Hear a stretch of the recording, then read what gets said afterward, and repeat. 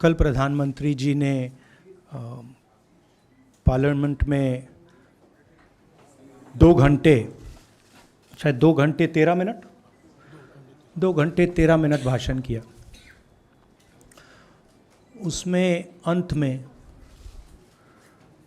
2 minute उन्होंने मणिपुर की बात की।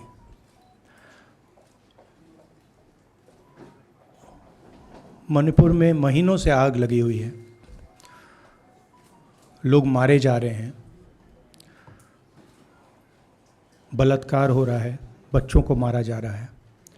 और अगर आपने देखा होगा कल, तो प्रधानमंत्री हंस हंस के बोल रहे थे, मुस्कुरा रहे थे, जोक्स क्रैक कर रहे थे, हंस रहे थे।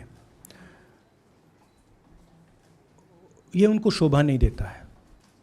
हिंदुस्तान का प्रधानमंत्री, अगर इस देश में हिंसा हो रही है, दर्द हो रहा है, हिंदुस्तान के प्रधानमंत्री को 2 घंटे मजाक नहीं उड़ाना चाहिए। विषय कांग्रेस नहीं था, विषय मैं नहीं था, विषय मणिपुर है। मणिपुर में क्या हो रहा है और उसको एकदम क्यों नहीं रोका जा रहा है, ये विषय है। मैं आपको अपना एक्सपीरियंस देता हूँ, जो मैंने शायद अभी तक बोला नहीं, शायद पहले बोल देना था। मैं अब तकरीबन 19 साल से राजनीति में हूँ और मैं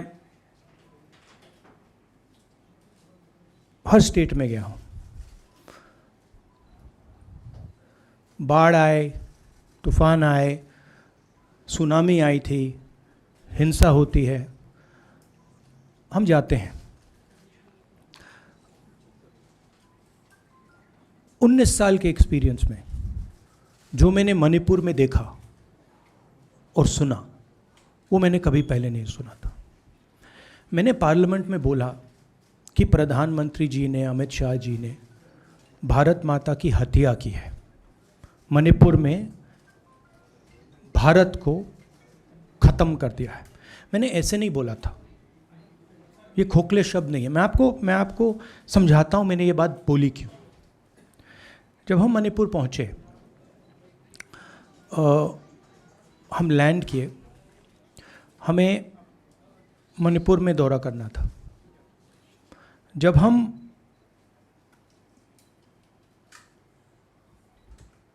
मेटे एरिया में गए, हमें साफ कहा गया था कि अगर आपकी सिक्योरिटी डिटेल में कोई भी कुकी होगा, उसको आप यहाँ मत लाइए क्योंकि हम उसको मार देंगे।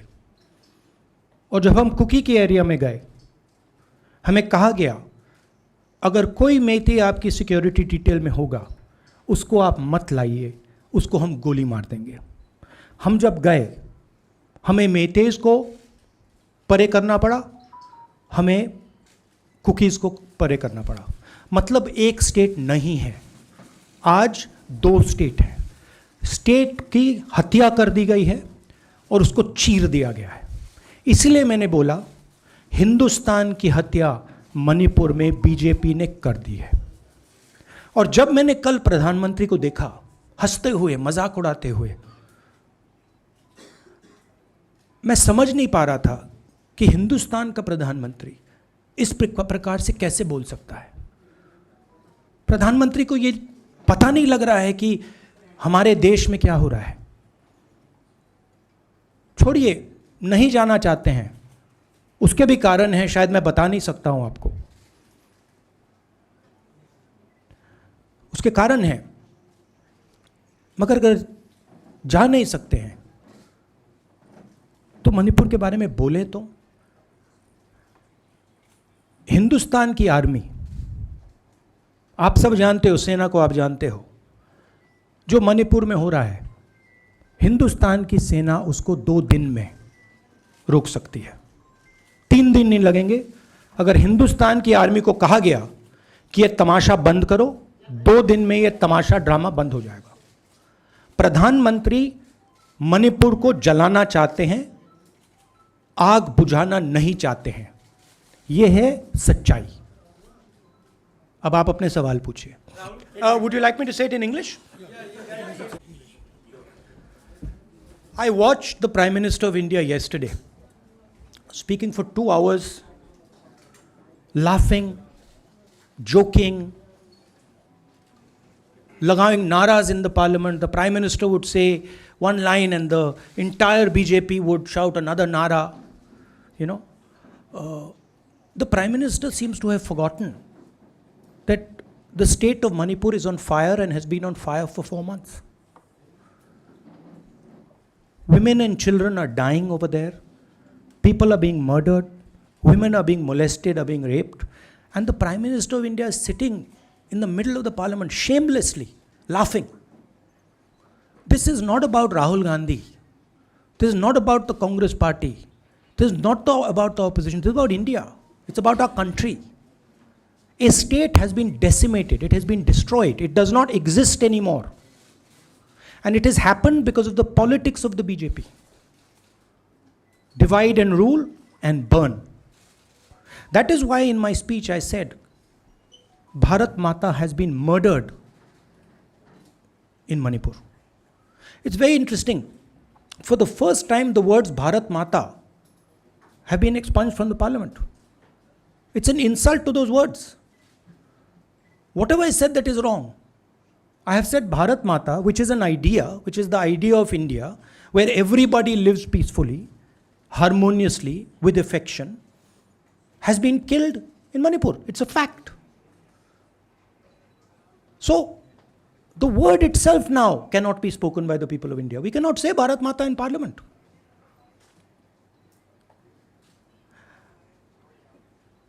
I want to tell you about my own personal experience of Manipur. I've spoken to you about, I spoke in parliament about the women I met, the pain I heard, but I want to tell you why I said India has been murdered in Manipur. And I said it because Manipur no longer exists as a state. A state requires control, a state requires authority. That is disappeared in Manipur. It does not exist. And I saw this with my own eyes. When we went to Manipur, when we went to the Meitei area, we were categorically told that please ensure, we want you to come, we love you, but please ensure that if there are any cookies in your security detail, they do not come into our area or we will shoot them. When I went into the cookie area, we were told the same thing. We love you, we want you to come. But please make sure, if there are any Meiteis in your security detail, we will shoot them. Do not bring them here. Before going to the Meitei area, we had to remove all cookies from our security detail. Before going to the cookie area, we had to remove all Meiteis from our security detail. When we went there, the security forces, central security forces, told us we have never seen anything like this. We were told it is completely outside our control. Okay? That is why I said Manipur has been murdered by the BJP and the idea of India has been murdered by the BJP in Manipur. I was not speaking metaphorically. I was speaking literally.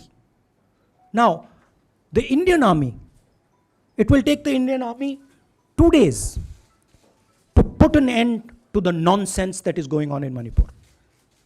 The Prime Minister refuses to stop the fire. He wants Manipur to burn. He allows Manipur to burn. Because if he did want it to stop, there are tools in the hands of the Indian government that can stop it immediately. I know. I have full faith in our army. I know. And every Indian citizen knows that if the Indian army is told, please put an end to this, it will stop immediately. There are reasons for the PM not being able to go to Manipur. I'm aware of those reasons. I don't want to say them publicly. But there are clear reasons as to why the Prime Minister is not going there. That is why we wanted the Prime Minister to speak in Parliament. That is why we wanted Manipur to be on the agenda in Parliament. And what did the Prime Minister do? He ridiculed the state. He ridiculed the women of the state. He laughed at the women of the state. That's the truth. Now, please ask your questions.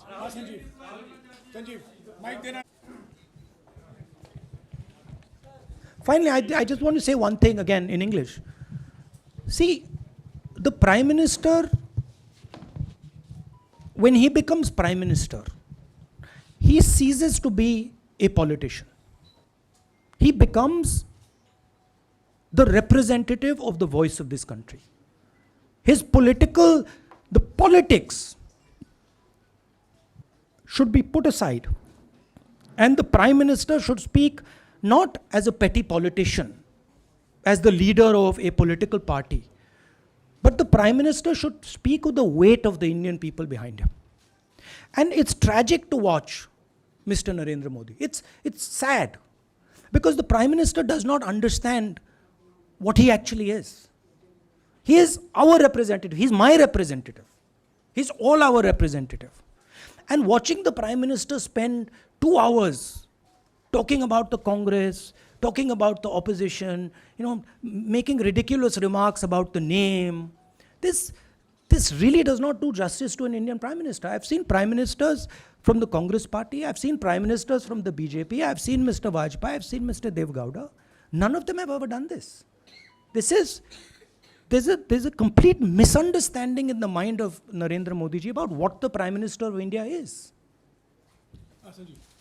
Rahul ji, you wanted the Prime Minister to speak in Parliament, and now that he's spoken, and you've said that he wants Manipur to continue to burn. What is the Congress Party's next step to retrieve Manipur and save it? The only conclusion I can draw, because the Prime Minister has tools in his hand that can stamp out the fire in Manipur certainly within 3 or 4 days. But for some reason, he's refusing to use those tools. Right? The Prime Minister could at least go to Manipur, talk to the communities, and say, I'm your Prime Minister. Let's start talking. It will be taken seriously. So I don't see any intention. Rahul ji कल ये भी प्रधानमंत्री ने अपने भाषण में कहा कि 2018 में ये लेके आए थे, 2023 में विश्वास प्रस्ताव लेके आए और 2023 में भी लाएंगे।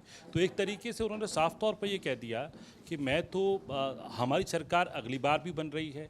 एक पॉलिटिकल बात भी उन्होंने कही। तो आप उनके पूरे भाषण को आप ये कह रहे हैं कि पॉलिटिकल भाषण ज़्यादा था, मणिपुर पे बात बहुत कम थी, तो इसको कैसे देखते हैं? नहीं, भाषण हिंदुस्तान के बारे में नहीं था, भाषण नरेंद्र मोदी जी के बारे में था।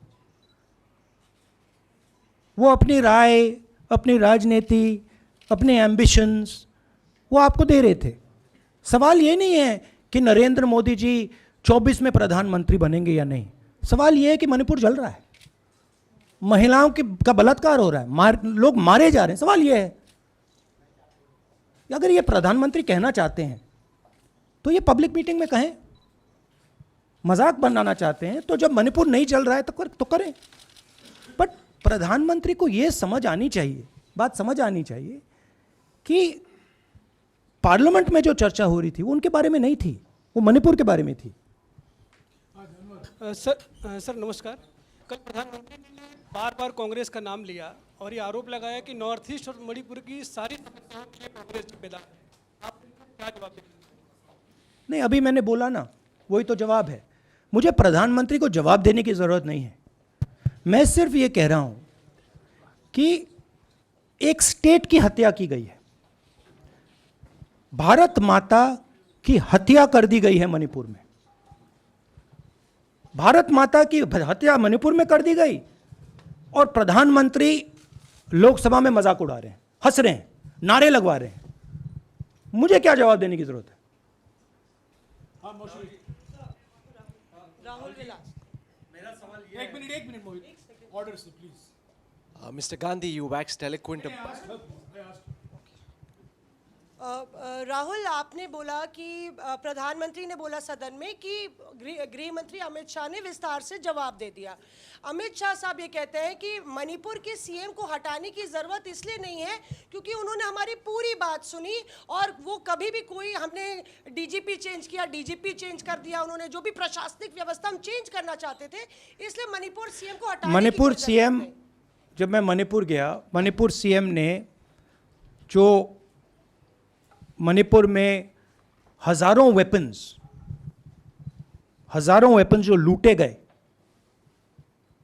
वो मणिपुर सीएम के नीचे ही हुआ। तो क्या अमित शाह चाहते थे कि ये हजारों वेपन्स लूटे जाएं?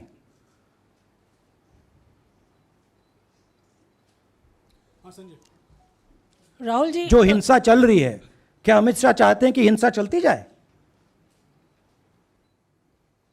चीफ मिनिस्टर उसको रोक नहीं पा रहा है। अमित शाह जी कह रहे हैं कि भैया वो हमारी बात मान रहा है, तो क्या आप चाहते हैं कि मणिपुर चलता जाए? राहुल जी, एक संसद में एक नया ट्रेंड दिखाई दे रहा है कि कई सेशन से अपोजिशन के एमपीज या तो सस्पेंड हो रहे हैं या डिस्क्वालीफाई हो रहे हैं, या एक सेशन से ज़्यादा ये अपोजिशन के एमपीज का जो प्रिविलेज मोशन या प्रिविलेज रूल्स के तहत जो डिस्क्वालिफिकेशन हो रहा है या सस्पेंशन हो रहा है, इसका जो ट्रेंड बढ़ रहा है, इसको आप लोग कैसे एड्रेस करेंगे? आप देखिए, एमपीज को निकालें, वापस डालें, हमारा काम बदलता नहीं है। हमारा लक्ष्य जो मणिपुर में हो रहा है उसको रुकवाने का है। जो भी औजार हमारे हाथों में है उस हिंसा को रुकवाने के लिए उनका हम प्रयोग कर रहे हैं और करेंगे।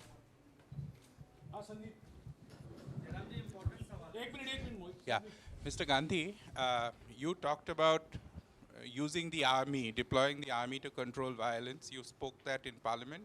You've repeated here. But the BJP has criticized you and even previous Congress governments, saying that we want to solve the issue through dialogue. And they've criticized that in the 60s, in 64, the Mizo National Famine Front was bombed by the Indian Army, by the Indian Air Force. So they said that, you know, they do not believe I have never heard in my entire career, I have never been told anywhere I have been in India that if you take this person as a security officer with you, we will put a bullet in his head. I have never heard it. And I heard it twice in Manipur. That means there is no dialogue in Manipur. There is pure violence taking place in Manipur. The first step is to stop the violence, put an end to it. I point out the army, but what I mean is that the Prime Minister has multiple instruments in his hands. He's not using them. It's been burning for 4 months. He's doing nothing and he's laughing. I'm amazed people can't see this, that he's sitting in Parliament and laughing.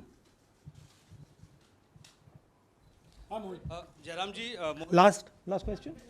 Jairam जी, मोहित दुबे हूँ news nation से। आपने 37 minute का भाषण जयराम जी राहुल जी नहीं, मतलब आप मुझसे जयराम कर रहे हैं या उनसे जयराम कर रहे हैं आपसे। राहुल जी, आपने जय सिया राम। राहुल जी, आपने 37 मिनट का भाषण लोकसभा के भीतर दिया और 37 मिनट में सिर्फ आपको करीब 14 मिनट ही दिखाया गया, बाकी आपके चेहरे पे कैमरा नहीं था और आप मणिपुर गए, मैक्सिमम टाइम आपने मणिपुर के ऊपर बोला। इस परंपरा को आप किस तरीके से देखते हैं? पता नहीं, शायद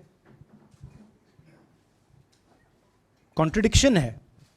शायद पीएम मेरा चेहरा टीवी पे नहीं देखना चाहते, मगर फिर पीएम मेरी वीडियो के बारे में बात करते हैं, तो पता नहीं क्या है, बट मुझे लगता है शायद उनको मेरा चेहरा टीवी पे देखना अच्छा नहीं लगता।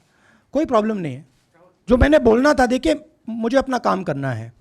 मैं जानता हूँ कि मीडिया पे कंट्रोल है, लोकसभा राज्यसभा टीवी पर कंट्रोल है, वो उसके बारे में मैं कुछ ज़्यादा नहीं कर सकता हूँ, मगर मुझे अपना काम करना है, मैं अपने काम को करता हूँ। जहाँ भी भारत माता पर आक्रमण होगा वहाँ मैं आपको खड़ा मिलूँगा, भारत माता की रक्षा करते हुए मिलूँगा।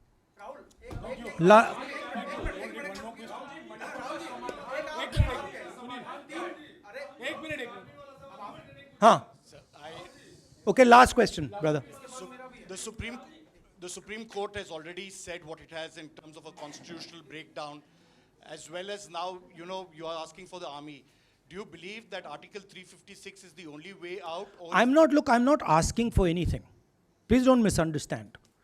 It is not my place to decide which tool the Prime Minister can use, which instrument he should use. I am pointing out that there are multiple instruments that the Prime Minister has at his disposal, and he is not using a single one. I'm pointing out that Manipur has been burning now for 4 months, and the Prime Minister is in a very good mood. He's sitting in Parliament, he's laughing, he's joking, his entire cabinet is in giggles. This to me seems completely insane. This has got to stop.